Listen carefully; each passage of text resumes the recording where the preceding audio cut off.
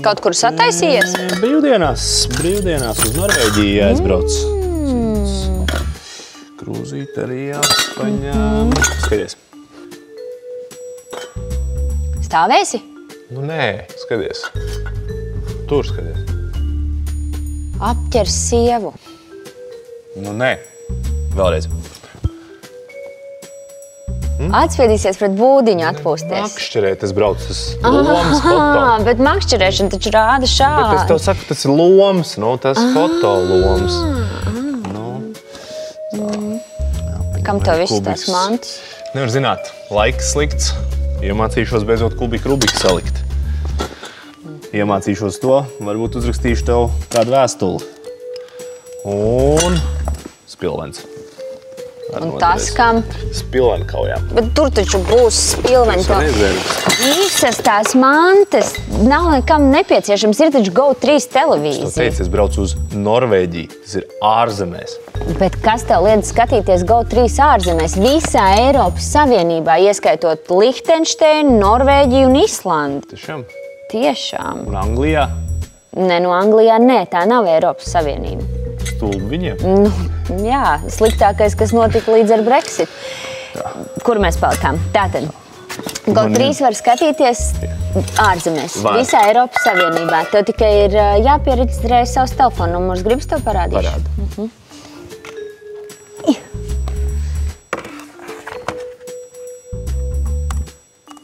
Skaties. Tā, spied mans konts. Tā, mans konts. Labajā pusē ir, kur apstiprināt vai mainīt telefonu numuru. Ieved savu numuru un pašreizējo paroli. Labi. Kāds uzrakstīja? Nu, nevis kāds, bet GO3 tev atsūtīja īziņu ar apstiprinājumu kodu. Tas tev jāieved te. Ok. Labi. Tas ir te. Tas viss? Viss. To tev numuru vajadzēja, lai tu varētu redzēt GO3 ārzemēs. Ko darīt, ja ārzemēs nav internets? Nu, tā arī nav problēma, jo lielāko daļu satura var arī lejuplādēt. Kā? Nu, telefonā skaties. Nospied to ikonu. Ok. Un lejuplādēt. Viss. Tas viss? Jo man nevajag nemaz somu līdzi. Ļoti labi. Mīļais GO3.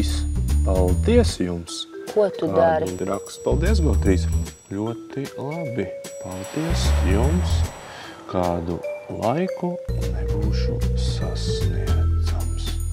Sūti.